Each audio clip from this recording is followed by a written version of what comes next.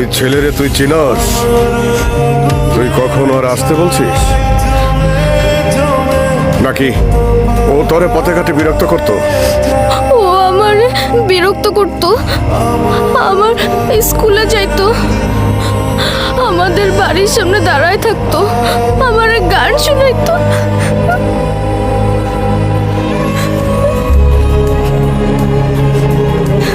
দেখো মা, তুমি আরেকটাও কথা না, বদমাশের বাচ্চা!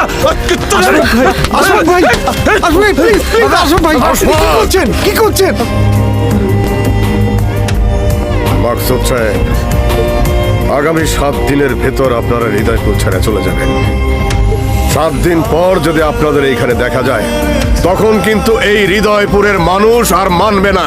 ইও না আপনার বন্ধু, না খালাতো ভাই, চাচা, মামা, কিচ্ছু না।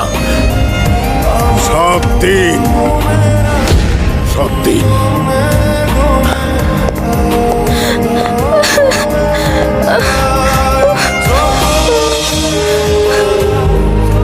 কিন্তু তারপরও ইঞ্জিনিয়ার সাহেব চেষ্টা করেন হৃদয়পুরে থেকে যেতে। সাবাস দেশা, সাবাস।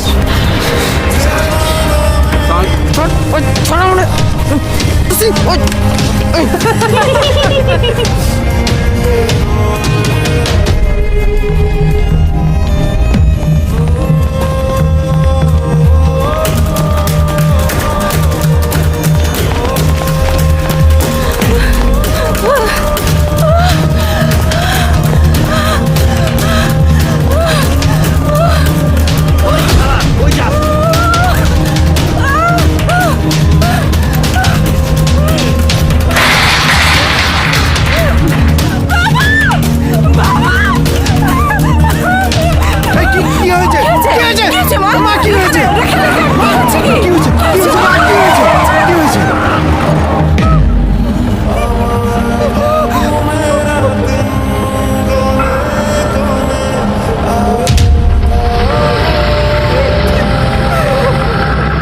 শোনো, এবার চলো, যথেষ্ট হয়েছে, আর না, চলো।